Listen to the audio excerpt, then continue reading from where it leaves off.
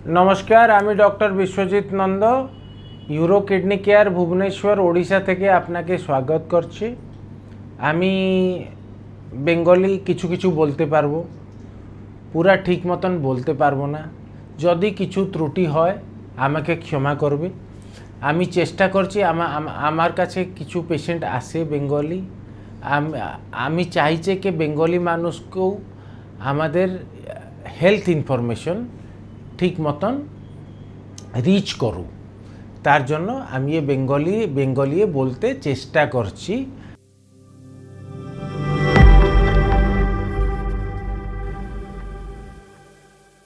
আজি আমি ডিসকস করি যে প্রোস্টেট সমস্যা কি লক্ষণ হবে, কি লক্ষণ হবে, কি ইনভেস্টিগেশন বা টেস্ট হবে, আর তার ট্রিটমেন্ট সবু কি হবে। প্রথমে প্রোস্টেট সমস্যা পুরুষকু দেখা দেবে। নর্মালি বয়স্ক মানুষ তাকু প্রোস্টেট সমস্যা দেখা যায়। 50 বর্ষ বয়সর ঊর্ধ্ব মানুষকে প্রোস্টেট সমস্যা দেখা যায়। আর সব ইম্পর্ট্যান্ট, প্রোস্টেট কোথায় থাকছে প্রথমে আমাকে জানতে হবে প্রোস্টেট কোথায় আছে। প্রোস্টেট মূত্রাশয়ের মুখভাগে অবস্থিত আছে। মূত্রাশয় মিন্স ইউরিনারি ব্লাডর মুখভাগে মুত্রাশয়ে প্রোস্টেট সমস্যা, প্রোস্টেট গ্ল্যান্ড আছে এবং সেটা একটা সেক্সুয়াল অর্গান। অ্যান্ড সেই সেক্সুয়াল অর্গানে সে কী করে, সে আমাদের ধাতু जो सेमेन सिक्रेशन हुए तार 75% प्रोस्टेट ग्लैंड सिक्रेशन करे। এবং বয়স অনুপাতে আমাদের বডিয়ে হরমোনাল চেঞ্জেস হয়। সেই হরমোনাল চেঞ্জেসর জন্য প্রোস্টেটর সাইজ ইনক্রিজ করে বা প্রোস্টেটর সাইজ বাড়া থাকে। ধীরে ধীরে প্রোস্টেটর সাইজ বাড়ে এবং প্রোস্টেটর সাইজ বাড়লে সে কি করবে, যে মূত্রাশয়ের আউটলেটকু ব্লক করবি।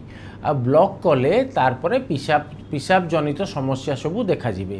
বারবার পিসাব হবা, রাত্র বারবার পিসাব হবা, ঘুম থেকে বারবার উঠতে হবে আপনাকে পিসাব করতে, 2 বার 3 বার 4 বার উঠতে হবে।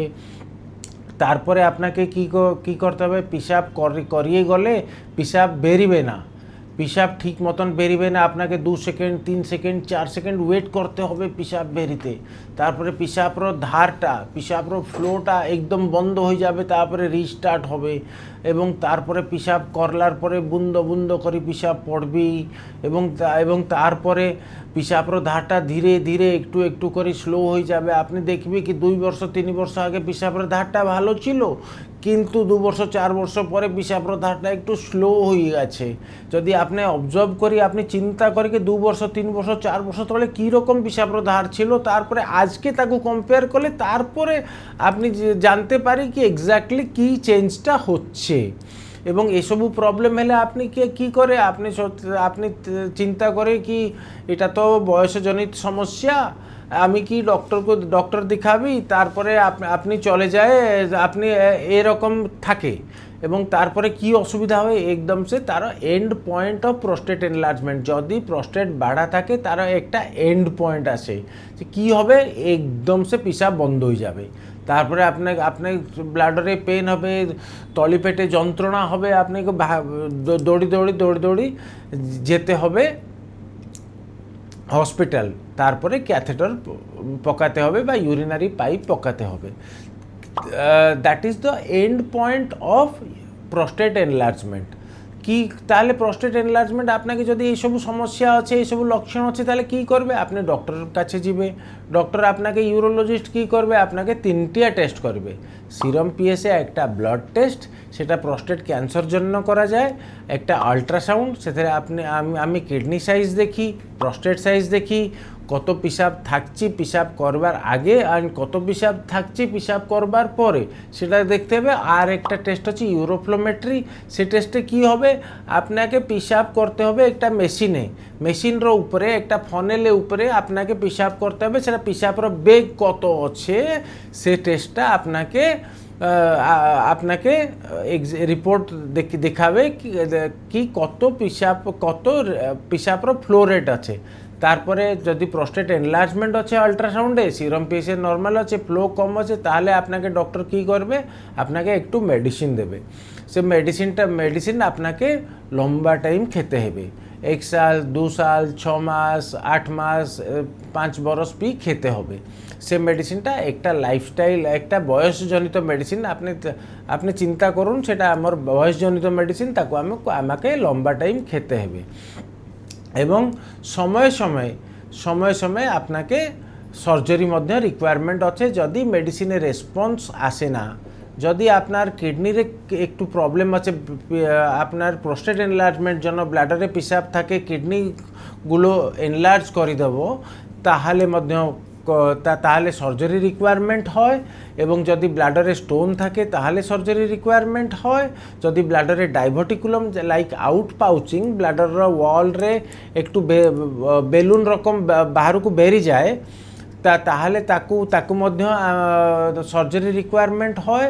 যদি বারবার পিসাবে রক্ত পড়ে এবং মেডিসিন খাইলা পরে মধ্য বারবার ইউরিনে ইনফেকশন হয়, তাহলে মধ্য সর্জরির রিকোয়ারমেন্ট হয়। এবং যদি কিছু মানুষ মেডিসিনକୁ রেসপন্ড করে না, তাহলে মধ্য সর্জরির রিকোয়ারমেন্ট হয়।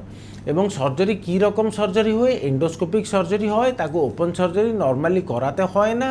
আমাদের কাছে বা ইউরোলজিস্ট, এনি ইউরোলজিস্ট কাছে TURP, transurethral resection of prostate, যেটা একদম এন্ডোস্কোপিক সর্জরি, তাই কিছু কাটাছটা হয় না, পিসাব রাস্তায় যাই, প্রস্টেটটা আমি কেটে দেয় এবং তারপরে প্রস্টেটর যে টিস্যু একটু ছোট ছোট টিস্যু সবু বেরি করে নয়, তারপরে আনাদার লেজরে সর্জরি করে আমি মতলব নট আই, এনি यूरोलॉजिस्ट को भी यूरोलॉजिस्ट लेजरे सर्जरी करे।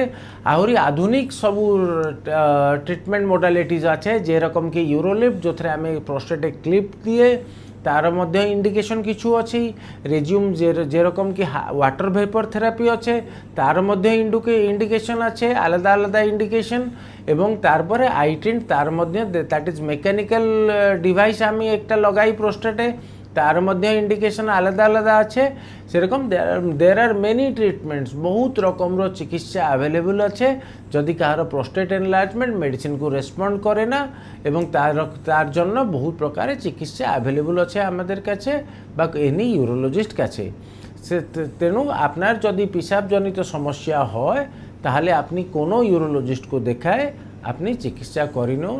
এতিকি কহি আমি বিদায় নিচ্ছি। নমস্কার।